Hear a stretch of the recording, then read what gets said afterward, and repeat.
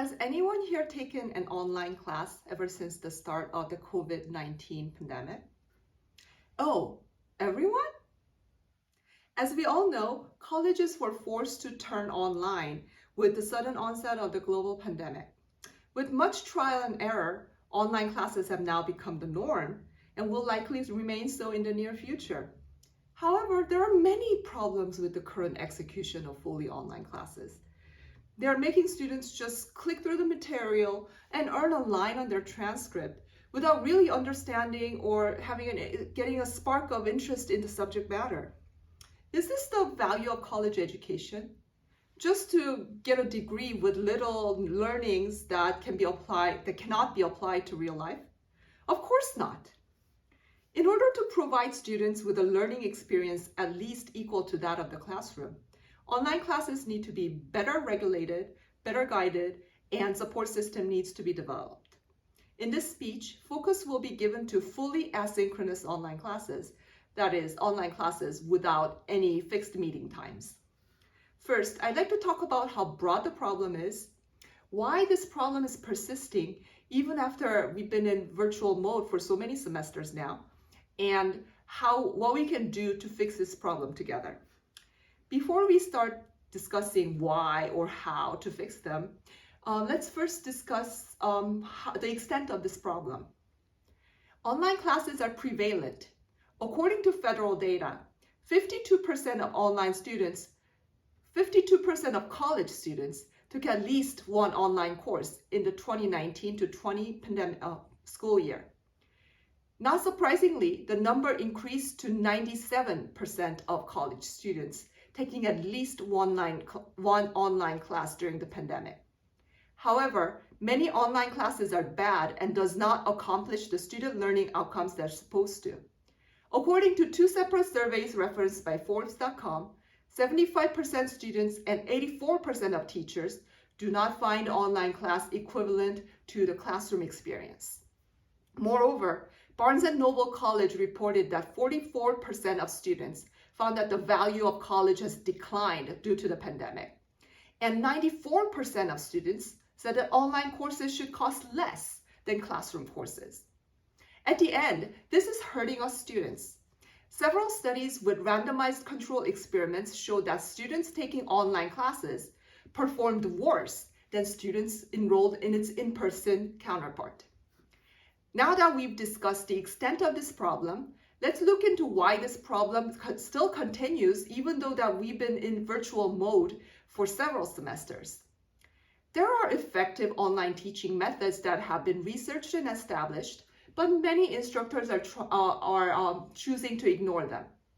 Even before the pandemic, colleges were promoting online format in order to appeal to the more technology-savvy generation of students.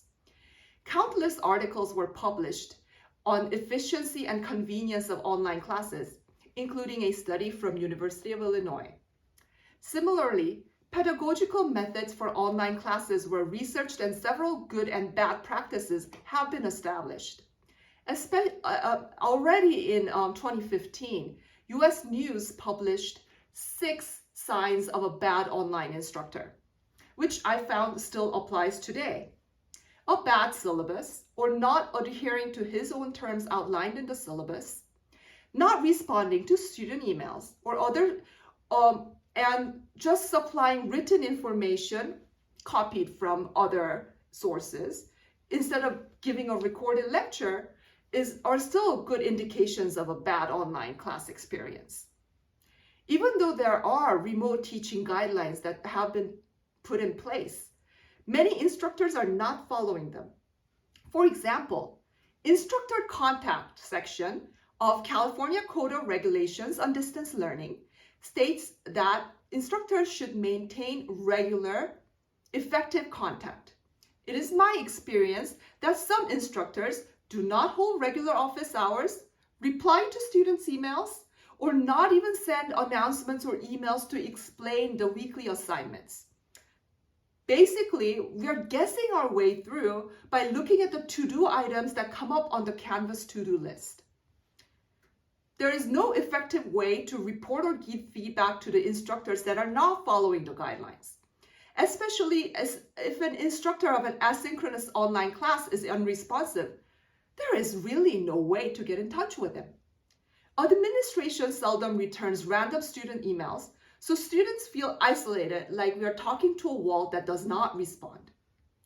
Without interaction between students, instructors, and the college administration, this problem can go undetected, continuing to weaken the educational experience and perceived value of college education. I could go on and on talking about my bad experience, and I'm sure many of you have similar stories to share, but let's go on to talk about what we could do to find a solution to this problem. First would be to establish a more frequent and more comprehensive feedback system, leveraging the technologies available now that formal instructor feedback has resumed after having been stopped because of objections from the instructor union.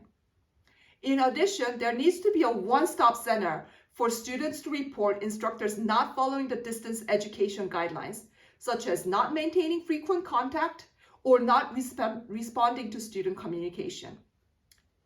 Instructor training needs to be enhanced, including best practice of lecture delivery, assignment, and assessment formats. Scanned pages of PDF textbooks in lieu of lecture and assessment with canned multiple choice quizzes does not really help us students to learn. In fact, it turns us off more from the subject. I had some great online classes. Let's learn from those. There are also things that we students can do on our side without going too much out of our way. Students can start by providing detailed, accurate feedback when asked for, without fear of retaliation of grades. Written comments will usually get read, so don't leave those fill-in spaces blank. Another way is to embed your feedback into an assignment that asks for your opinion, like I just did. Most of the time, you'll get protection of your speech and opinion by First Amendment rights and academic freedom. It is both to the instructors and students' benefit to ensure the quality of online education. We need to act together to resolve the current problem of bad online classes, not just for our future, but it's more fun to teach and learn in a good class setting. In this speech, we've looked at the problem of unguided online classes that demean student learning experience. In order to provide students with a learning experience at least equal to that of the classroom, online classes need to be better regulated and support system needs to be developed. Hopefully, we can come to enjoy online classes just as much or even more than our traditional classroom classes.